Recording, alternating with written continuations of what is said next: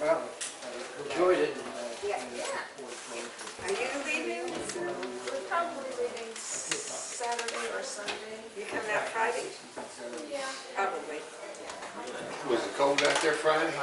No, it really wasn't. I thought it would be, but it wasn't. We went to Luther shop Sunday. You were in the Lutheran? Jeff. Yeah. He meets Jeff. Jeff Homer. What's your name? What's that? Was that, Mickey, right? We're at who's getting together? I'm off. Say you can help.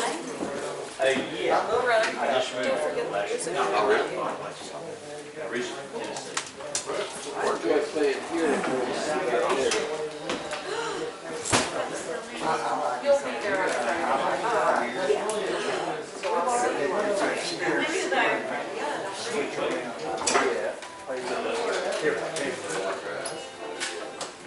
When will y'all be back? Probably try to get out there Friday.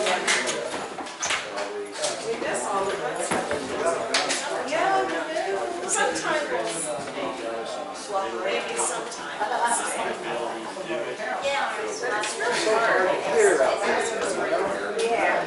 It's really nice. Oh, I'll bet. Plus, pick berries and I think it went really well tonight. When do the berries start? well, blueberries are Yeah. I'd like to put a little bit, I don't know.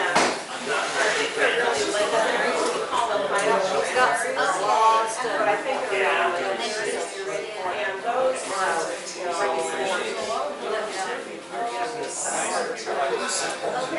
Yeah. late August.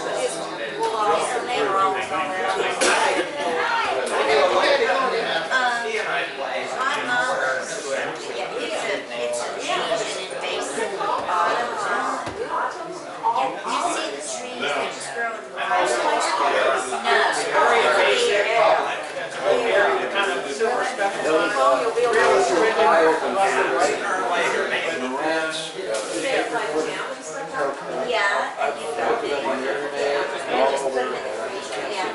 And you Try Amazon. I have a little tiny seed in it, but you Well, don't. I'm gonna try that. But you don't want it growing in So I got there really later. used to You told Tom. She said, oh, I'd like to hear it. I was going to ask her. Anytime more legal people. Sometimes she was ready. It's really yeah, she's really nice. She's actually from our neighborhood.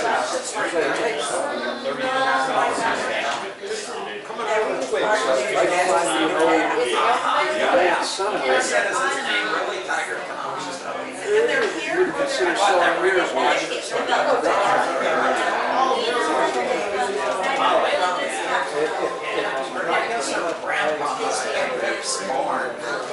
All those antiques are out of Pip's Barnes house. They bought a dulcimer that got made, and he didn't know for years that he made it, he gave me numbers. And then he dumped it in there, and it was. So Pip's Barnes was remote. Yeah, he's out on Spring Valley Road. There was this huge house there, and it was full of antiques. And somebody said they moved them all and built on the place. You don't I don't know suppose if Bobby it was Patterson her was or her sister, but anyway. he He had so many antiques that she built. We built on that part of the house.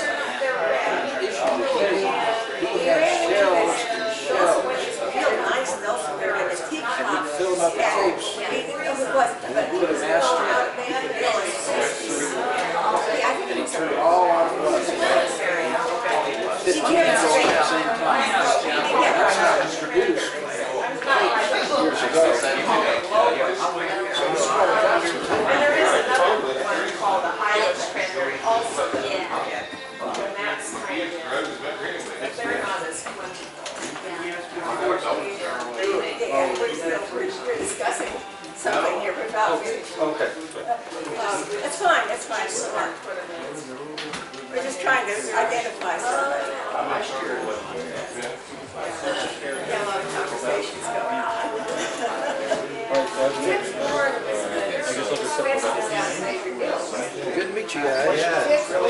fun. That was very much fun. These folks here are people who should interview. They did, there's local and they've been here. And we bought that those Learn music. music. Found out one night, I didn't have Stay of course and all that. If we could bring you. Thanks so much. Very nice to meet you. Yeah. There's no travel well. Hey, great. And we need to. What's our name? I was talking about this morning. What about going to the interview? Yeah. He was called Festus. You've been here longer. Yeah, okay, he was You know more blessed. about it. Right, yeah, demonstrated out, they were over years while we were like. And Oh, like he did, not getting all too fast.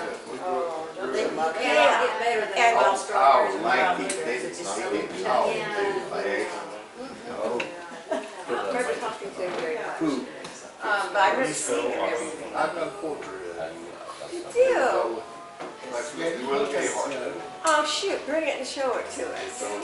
And I went to the operator before that. It's just like he had stroke. Yeah, I had to show it out. Now, he's going to interview all of us. They picked him up from Richard's bar, and they were sorry, he said, I wish y'all, just tired of y'all. Well, insurance-wise, we might have to run. yes, Was very just Spring Valley, run over a whole cat fix. You go ahead and cut that damn thing off now, they can smell us coming. and it's very light. Well, we found that those were in an antique shop. Didn't know anything about it, said 54, because we always used to go over there. Did it have a eagle head kind of? Yeah, it had a, yeah, we bought it from Melvin's son. And it was real nice. And one day we got talking about it, and we realized we could Google it. So it turned out. Now, I carry it on, Ron checks his damn. Well, it's going, everybody thinks I tried to get out there Friday. A printer washer. I bought it. That's out of his house. The lady runs the store with the cat, Tiger Town. Yeah, they own that Quan Phipps's place. She must be a granddaughter. She looks like she's around me. Yeah, I might go, I can get it sometime. She has 3 antique shops, probably selling all that stuff out of his house. She grabbed the table and one of them's called Briar Patch. One of her 3 stores is called Briar Patch. One's called Now. I saw those on the wall and I said, you must be from Springfield. Oh, yeah, cut it in little pieces. Yeah, Kind of- Your hearing aid doing? You had it on the, where you never looked in there. So anyway, I bet that printer washer is the same No reason. vegetable out of it. Usually it's So yeah, a lot of stuff in there. Are you guys gonna be on the park? Well, I'll see you there. We'll get you a card. She is family. We're getting, moving a lot of stuff over to a new place. They own that place. Got the inspection done a couple weeks ago. I might be wrong.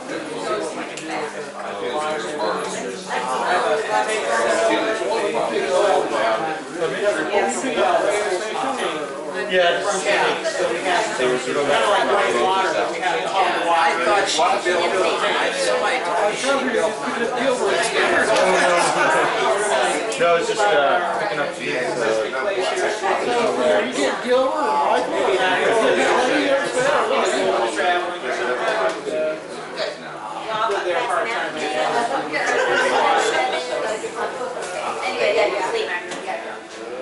I don't know. I was gonna say, we're trying to. Hey, y'all watch it. That's what you end up staying.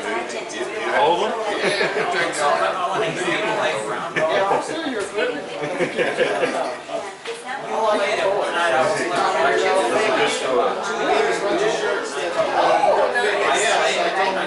Melvin's playing groundhog.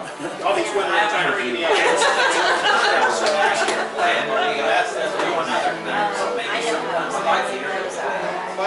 even the sheriffs can't. It's a simple job. Yeah.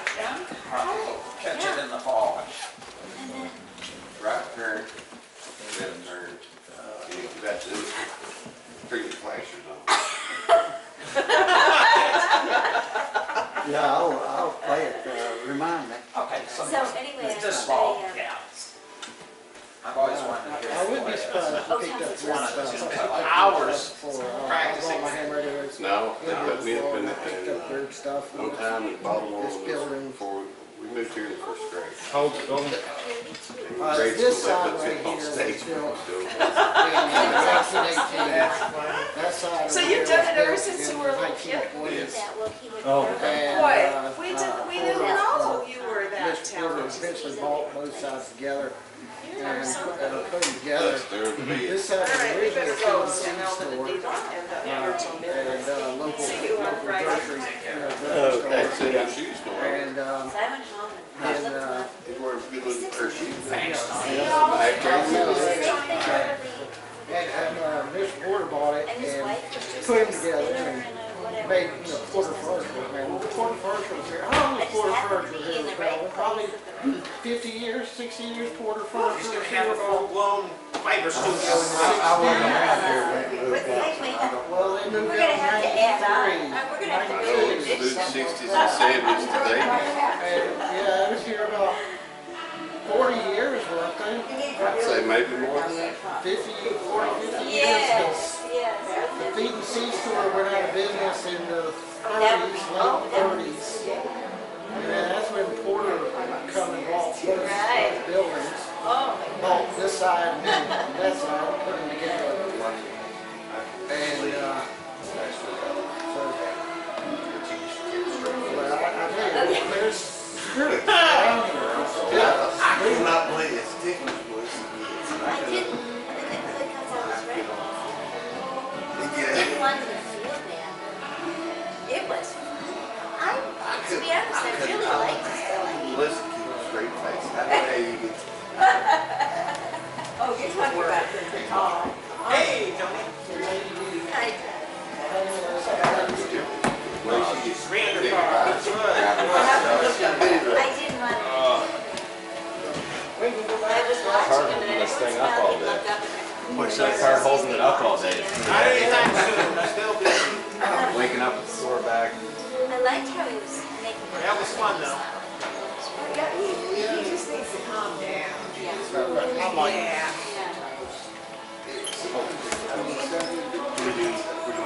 When he played enthusiastically whether we wanted to or not. We're gonna have to a few questions. Yeah.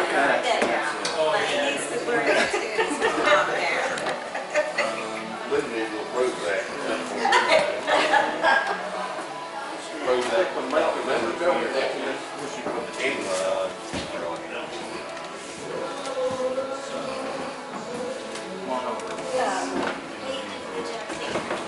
Yeah, I got it.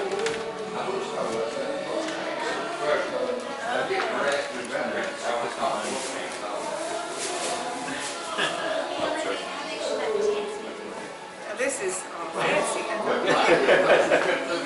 try to be.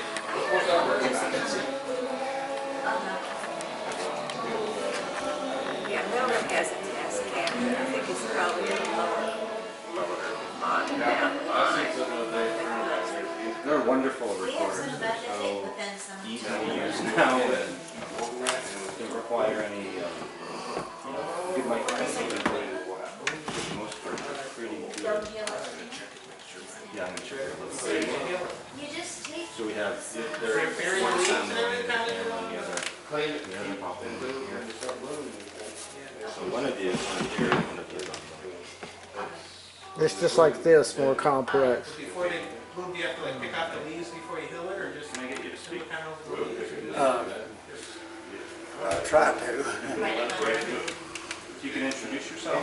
I'm doing my Melbourne Fields, I live in Galax, or just outside of Galax. I have a good level. Details. I'm good. So I just wanted to ask you a few questions about music in the area, your relationship with playing music, how long, sort of things like that, songs you play also. So as Jim and I mentioned, we've been sort of traveling around and talking to people about the music they play, and one of the first questions we always ask people is, how did you learn to play? I learned from my dad. And that was a long time ago. I was about 6 years old when I played my first tennis band. And I didn't play anymore until I got older. And I started playing fiddle. And I played fiddle most all of my life until I met her and she played fiddle. So I give her my fiddle and I started playing banjo. Do you remember the first song you learned how to play? I played Poor Elvin Smith. And I was 6 years old at that time. And I'm 85 now. When did you learn how to play? Let's see, I had to take piano lessons when I was a kid. Yeah. But then I started with violin when I was about 6th or 7th grade. And I just, my family was not musical, unlike his. And I grew up in California and there was no time when I was a kid. But I just was constantly drawn to the simple tunes, the elegant phrasing. It's so much like what I found here. And so when it started to come, when I got a little older, like in college, it started to come in as something kind of popular in the 60s, late 60s. And I started recognizing it as music that was similar to what I'd always loved. And started struggling, trying to learn it, and trying to learn it. And then I was looking for a job and teaching, and found one out here. People had come back and talked about this area. And then met Melvin, and he taught me really probably about 90% of the old-time tunes that I know.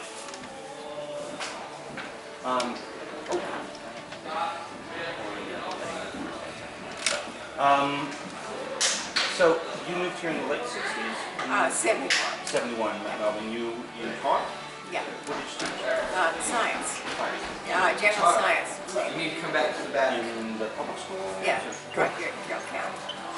Melvin, what do you do? What did you do?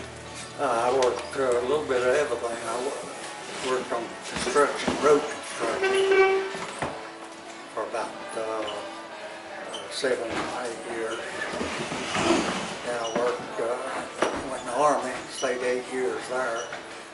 I worked at Army ammunition plant at Radford, Virginia for about 8 years. Then I worked 17 years in textile. In the textile mill? In textile mills? Yeah. Making carpet yarn. And then I retired from there. Why don't you tell us about music in the area? As we've traveled through Virginia, we found sort of Galax to be this core of wonderful music with a huge history with the Fiddle Festival, with Bar's Fiddle, with the story of the Hillbillies starting a Bar's Fiddle shop when it was a barber shop. Maybe you could tell us about the richness of the history here and why maybe Galax is such a core place for music and for this country.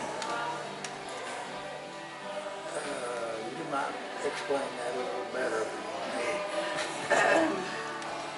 Well, there's a theory went around that this kind of what we call old time today was a widespread type of popular music in the United States, and this area being relatively isolated, just clung to it and didn't jump on every current trend. So it was kind of preserved in that way, in this kind of a pocket of the mountains, and now it's dispersed. Well, since I've been in it, when I came here in '71, there was just really old guys playing it, and I felt kind of, I had a compulsion to play it, but I've had to struggle learning it from these old fellows that are dead now. But since then, people keep moving in, and half of our jam session tonight was people who come for the music from some other place, and it's spread itself out again. We played with, we started out when I got with her as the Blue Sky Ramblers. We organized it. And we played 12 years with one band, then we reorganized Blue Sky Ramblers. Since a couple, well, two guys died out on us and the other one quit. So we had to reorganize and played with that band for about 5 years. And then we got with Arnold Spangler, and it was his band, was Laurel Fork Travelers. I helped him organize that. And we played 12 years with that band. And then when he died, we reorganized and started another band called Mountain Ivy Band, which we still play with. We've been with them about 6 years. No, we started when Arnold died in 2004, so we're 12 years with them.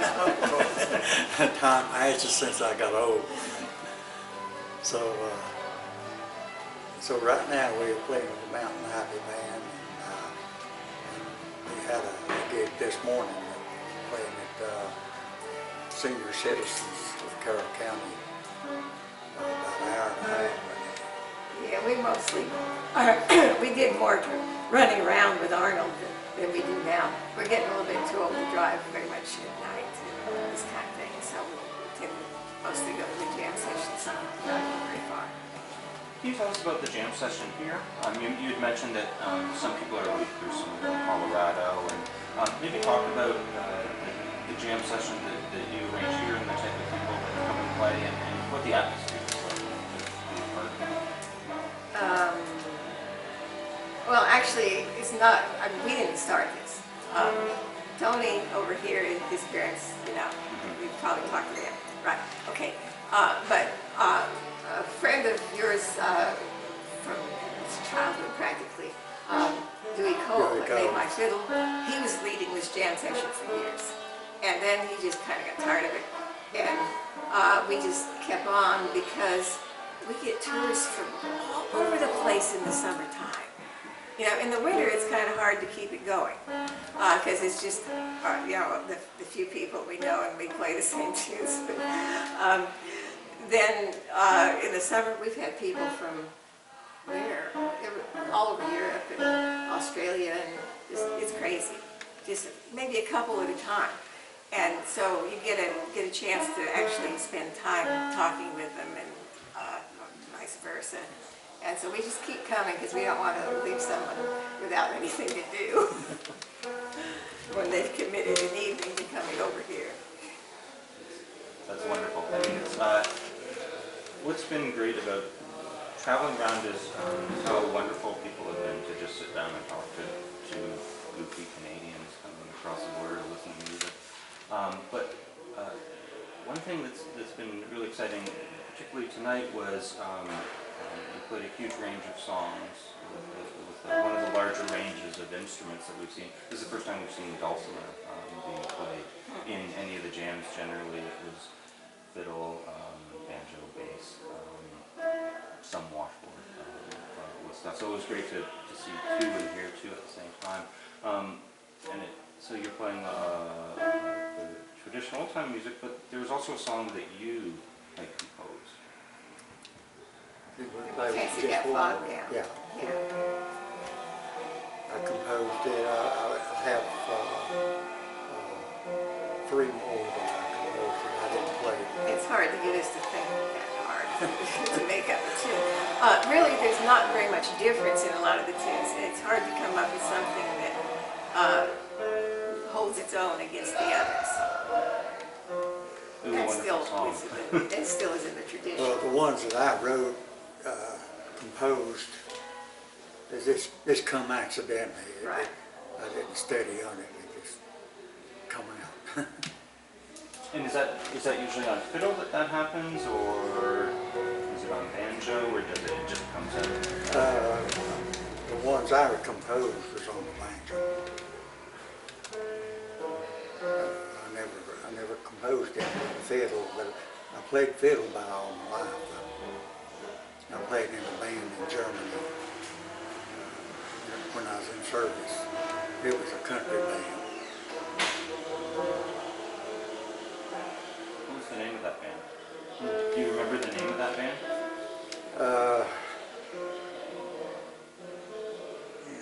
Not really. The sergeant that was in charge of it was called Big Tex.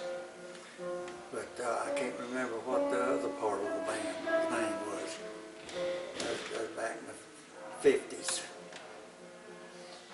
So I have one question that we always love to ask people, and it's, what song do you love playing? The song that you always want to play, the song that makes you feel like you feel the closest to. Is there a song for each of you? I always like Sail Away Ladies and June Apple. That's two songs tunes that I like to play. I don't sing. Well, I tried to sing one tonight, but I messed up with it. I think it changes so much. Because some evenings a certain tune will just take off, and then the next day you try to duplicate that, it doesn't happen. So I couldn't say that I have a favorite. We do try to play with our band a variety of tunes and songs, and not just fiddle tunes. We play slow stuff, fast stuff. We have a couple of singers. One of them does a kind of a folk song type stuff, and the other does more country. But we try and stay within the tradition. Oh yeah, we include gospel in the tradition. We usually play a fiddle tune, fiddle and banjo tune, and we let one of the singers sing a song, and we play another fiddle tune, and then the other one sings a song. So we rotate it like that. We try to play stuff that's danceable. Most of any time you go out and play, it's for a dance if you're playing old time. If it's for a jam session, it's just kind of a social thing. But it's basically dance music. Any questions? Okay, I have one more question. Is there any chance that you would play Sail Away Ladies for us? I suppose so. Yeah. Or poor Ellen Smith. Or for Ellen Smith? Any song that you'd like to play with? You can do Poor Ellen Smith and I'll pin up for Sail Away Ladies. Okay. I'm just going to unpin you here. Oh, yeah. Got a switch maker.